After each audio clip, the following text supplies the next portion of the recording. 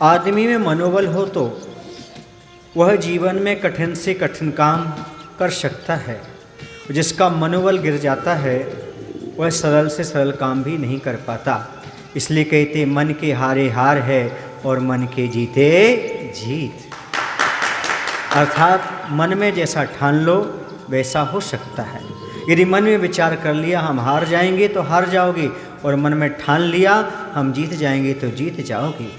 क्योंकि बंधु संसार में शरीर से भी कई गुना बल होता है मन में, उसे बोलते हैं मनोबल।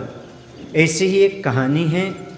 भारत देश के अंतर्गत एक महानगर में बलवीर नाम के राजा राज्य करते थे। उन राजा का एक बहुत अच्छा हाथी था जिससे वह बहुत प्रेम करते थे, क्योंकि वह अत्यधिक स्वामी भक्त था। साथ ही उसने राजा को अनेक युद्धों में विजयी बनाया था, किंतु वह बूढ़ा हो चुका था और युद्ध के लायक भी नहीं बचा था। लेकिन राजा बड़ा उपकारी था, अभी भी उस वृद्ध हाथी से प्रेम किया करता था।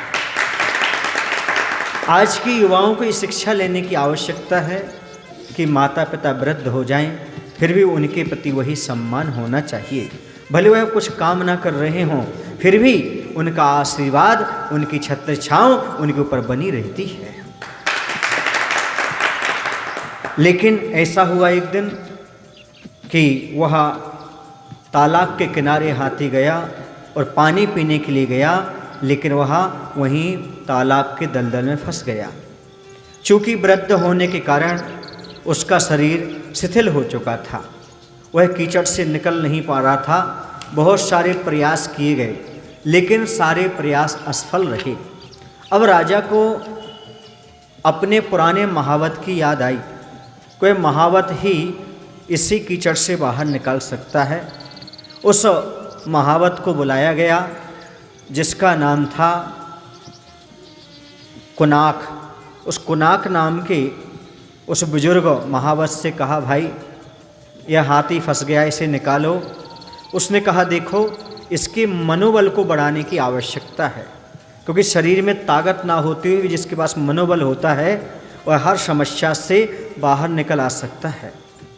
और एक काम करो, सेना तैयार करो, नगाड़े बजाओ और युद्ध की बिगुल होती है वो बजाओ, और जैसी बजेगी वैसे यह जोश में बाहर आ जाएगा। और वैसे ही सेना तैयार की गई और बिगुल नगाड़ा बजाया गया। हाथी ने जोर लगाया और दलदल से बाहर निकल आया। यह थी बंधुओं मनोबल की ताकत। इसी प्रकार से आज वर्तमान में प्रत्येक व्यक्ति को शरीर की क्षमता ना होते हुए भी अपने मनोबल का उपयोग करना है। इस कहानी से शिक्षा मिलती है, जिसका मनोबल जाग जाए उसे दुनिया की कोई भी शक्ति नहीं रोक सकती। यहाँ तक कि साधनों की कमी या परिस्थितियों की व्यवस्था भी नहीं रोक सकती। वो हमेशा सफलता को प्राप्त कर लेता है। बोले महावीर भगवान की जय। आचार्य विद्यासागर जी महाराज की जय।